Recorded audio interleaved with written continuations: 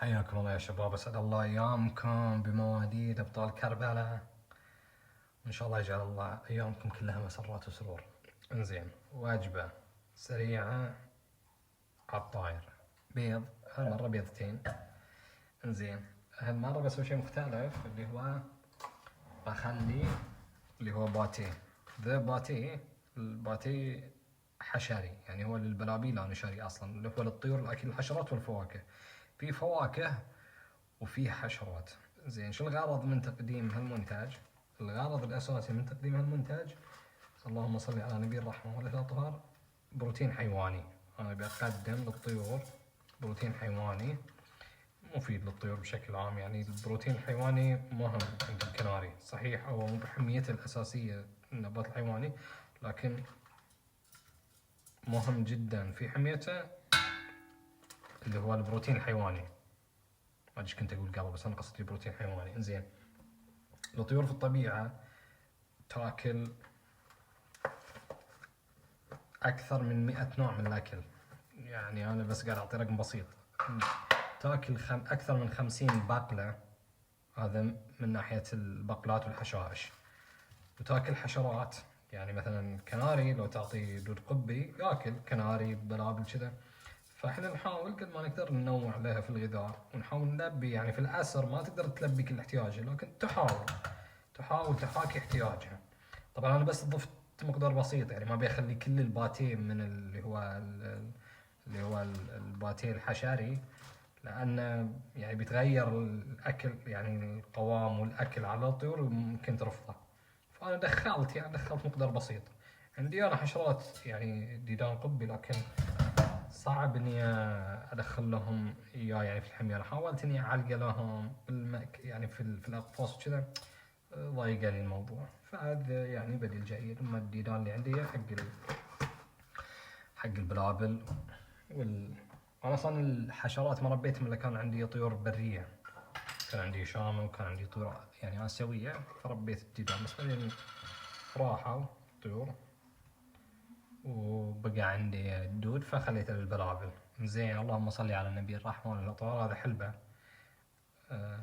هذا عنصر ثاني. حلبة 2 3 4 5 6. حلبة ترفع الخصوبة، يعني شيء يرفع الخصوبة طبيعي عندك الحلبة. زين، وفوائده للانثى وفوائده للذكر يعني عظيمة جدا، بحث عنها في النت. المرة اللي فاتت انزين يا شباب، المرة اللي فاتت اللي شافاني اسوي الواجب، المرة اللي فاتت حطيت زيت زيتون. هالمرة بغير زيت سمسم. طبعا الزيت السمسم او زيت الزيتون اللي اختاره في تقديم وصناعة الواجبة، مو بختار اي شيء عشوائي، بختار شيء طبيعي، لان انا قاعد اقدمه لغاية الفائدة افيد الطيور. فمو معقول اروح اجيب شيء اي زيت زيتون يكون مكرر او كذا ويعني ما في فائدة، بلا ما يفيدهم يضرهم. فاللهم صل على محمد. دقيقة، المفروض أنا أول شيء أخلط الذا بعدين أحط زيت السمسم. فخلاني أراجعه. يلا طاح شوي ما يخالف. زين، أنا لا عاوز تروح الحين. المهم، اللهم صل على النبي الرحمة والعطاء. ما عندي مشكلة إن شاء الله. زين، خلاني أضرب الخليط كالعادة. حتى يعني ممكن لو إني حطيته قبل هم ما في مشكلة، بس إنه أنا أفضل كذا.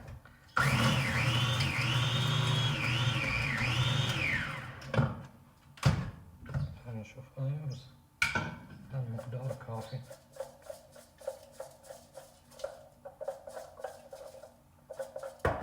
عادي مثلا لو شفت ان القوام يحتاج باتي اكثر اقدر اضيف لاحقا، يعني لان بخلط انا بالكامشه.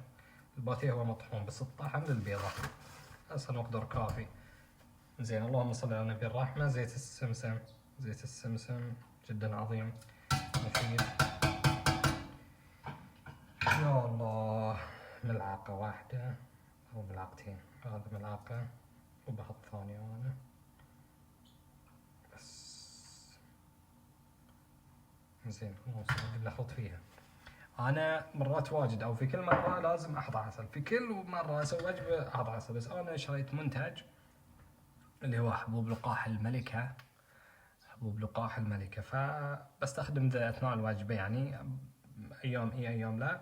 فمو بحاط مو بحاط اللي هو عسل. بس بهالطريقة عندي وجبة جاهزة. والوجبة قبل ما أقدمها أحط لها اللي هو بديل مستنبت، يعني أحطه في الماء وأضيفه للوجبة المقدار وأقدم الطيور. هذه تعادل جرام، يعني من شركة من هالشركات اللي يقدمون تعادل جرام. بقدم بعد كم شيء قررت. زين، هذا ميزة الأشياء الطبيعية، إنه لو مثلا حطيت أشياء أكثر من شيء ما هو مشكلة، هي في النهاية أشياء طبيعية مو بتضر الطيور، فمو بنفس المكملات لو تقدم مثلا بعض الفيتامينات مع بعض الفيتامينات يا بعضها تكنسل بعض أو ساعات تتأكسد مع بعض. فعموما الأشياء الطبيعية نادرا يعني ما تواجه هالمشكلة، إن ذا ما يصلح مع الشغلة الفلانية. لا، المجال مفتوح. عموما عندي هنا شمندر أنا مجففها شخصيا في المنزل، يعني جفته وطحنته فقادمه حق الطيور.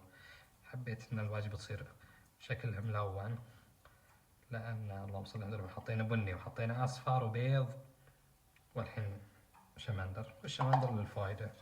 انزين، وطبعا دائما لما اقدم اي شيء اقدم بالمعقول. هنا عندي كركم، الكركم يعني قوي فبقدم ملعقة واحدة بس، ملعقة واحدة يعني ما يعادل تقريبا جرام، يعني تقريبا مو بدقيق، لأن ذي جرام على المنتج اللي هي من، بس على ذي الشغلات ذي بعضها تكون شيء أخف شيء أثقل.